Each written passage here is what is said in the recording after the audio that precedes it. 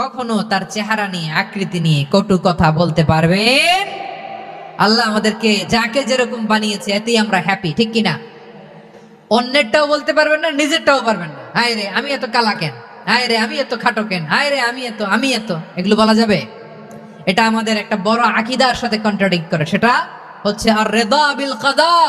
বিশ্বাসীরা আল্লাহ যেটা আমাদের জন্য কাদা ফয়সালা করেছেন এটাতে রাদি থাকে, সন্তুষ্ট থাকে, ঠিক কিনা বলেন? আর যদি আপনি কমপ্লেইন করেন তাহলে আপনার অসন্তোষ আপনি প্রকাশ করলেন।